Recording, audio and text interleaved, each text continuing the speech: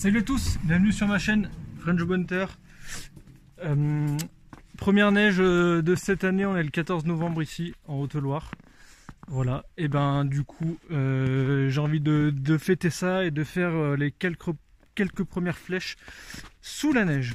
Si vous n'êtes pas abonné à ma chaîne YouTube, je vous invite à le faire. Vous pouvez aussi partager ma vidéo et puis vous pouvez me rejoindre sur Instagram, c'est là où je suis le plus actif. Et où on peut échanger facilement. Avant de commencer à tirer, je vais vous parler un peu de qu'est-ce que j'utilise comme matériel, comme équipement, pour pouvoir tirer sous la neige avec le plus de confort possible. Voilà. Mais avant de commencer, vous avez peut-être eu une journée de travail un peu stressante, un peu pourrie. Alors je vous offre 10 secondes de calme et de relaxation.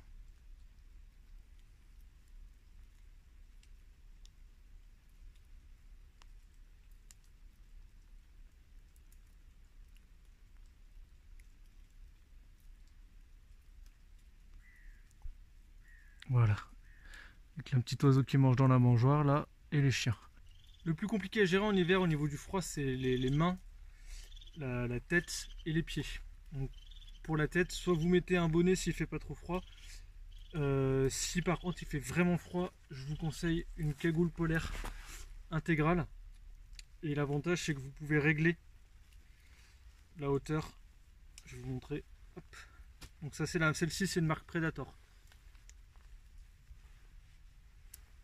Elle est vachement bien parce qu'on peut régler l'élastique derrière et on peut choisir de juste faire le tour de la tête ou aussi de venir monter, voilà, vraiment camoufler à fond.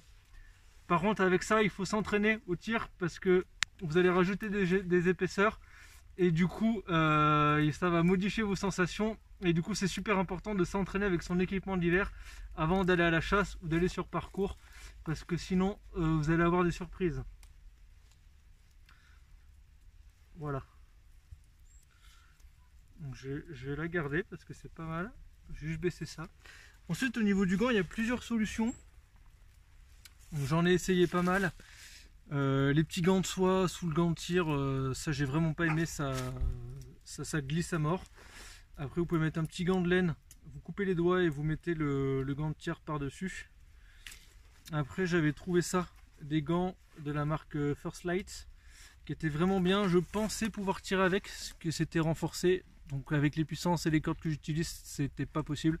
Par contre je le garde pour la main d'arc parce qu'il est vachement bien, il garde une bonne mobilité, il y a du grip, donc au niveau de la main d'arc ça me permet de garder une bonne préhension au niveau de la poignée. Et après il y a deux autres trucs qui sont bien. Putain, je vais pas y arriver, hein. Il fait froid, j'ai les mains qui sont pas très précises. Les gants de tir Berpo, faits pour l'hiver, donc ils sont assez chauds, polaires, et vous avez un renfort exprès pour les doigts sur les deux mains, donc droitier gaucher. Donc ça c'est vraiment pas mal, je sais pas s'ils le font encore. Et ensuite là je vais tirer avec ça. J'avais trouvé ça sur un marché, c'était fait au Pérou je crois. C'est des grosses mitaines en laine, et donc l'intérêt en fait c'est que ça permet de garder votre gant de tir, et ça c'est super important pour moi parce que du coup ça me permet de garder la meilleure précision possible. Vous voyez, donc là j'utilise mes trois doigts et quand je suis au repos qui fait trop froid, hop, je viens les mettre là dessous et ça me permet de les mettre dans la poche et d'avoir les gants, les doigts toujours chauds.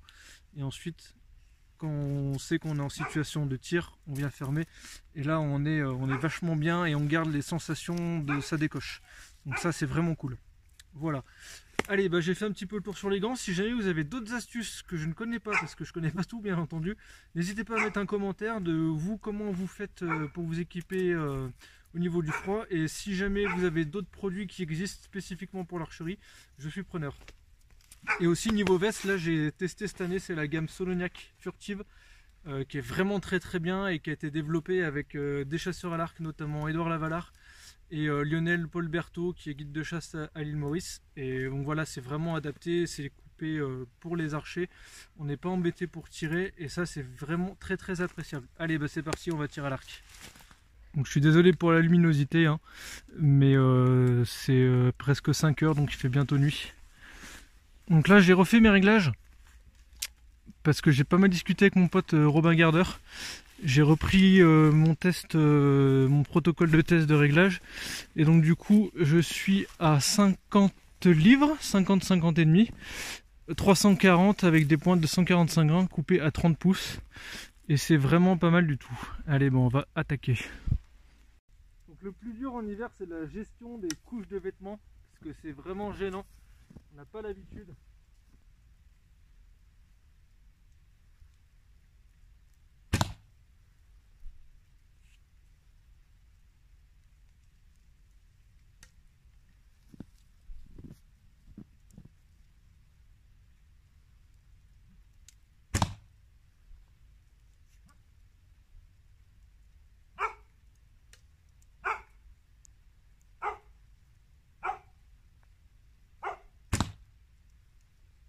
J'ai des petites anecdotes qui sont pas mal sous la neige.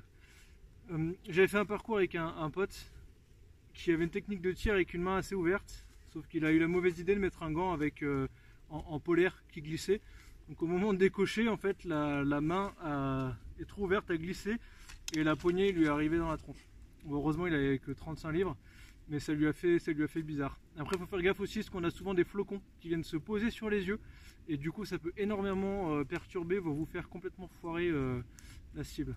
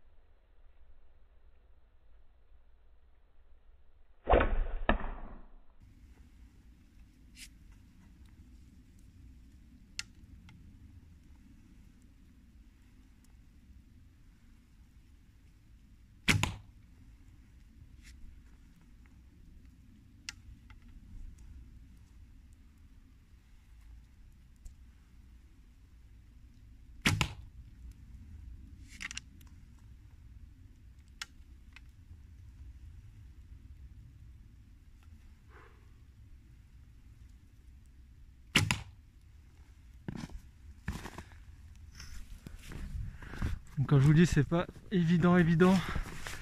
Voilà, là on a une petite volée, on a une dizaine de mètres, 10-12 mètres. C'est pas mal du tout.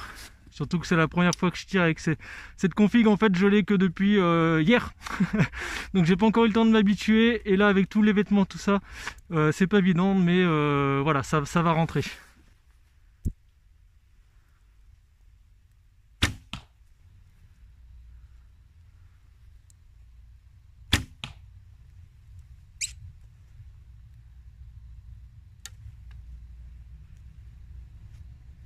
Je suis trop haut comparé à d'habitude.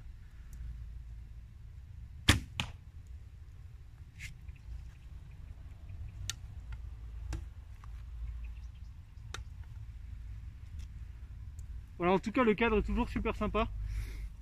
C'est très agréable, mais c'est dur.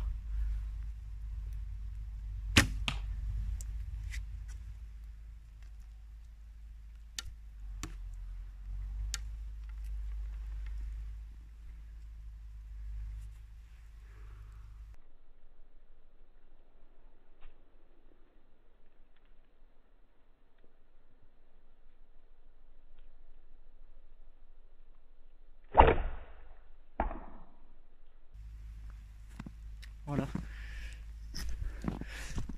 Après, ce qui est chaud à gérer, c'est tout ce qui est les chaussants, les bottes. Et une petite astuce, quand vous êtes en battu en statique, vous mettez sous vos chaussures, vous mettez des bâtons, deux gros bâtons, pour vous surélever du sol, et du coup ça vous fait une isolation. Parce que la semelle n'est pas en contact avec le sol, c'est de l'air, et du coup l'air est isolant, donc ça vous permet d'avoir un peu moins froid aux pieds, enfin surtout de les avoir froid aux pieds, mais moins vite. Voilà, et ben j'espère que cette vidéo rafraîchissante vous a plu, n'hésitez pas à vous abonner, et puis on se retrouve une prochaine fois pour une autre vidéo. Allez, salut à tous!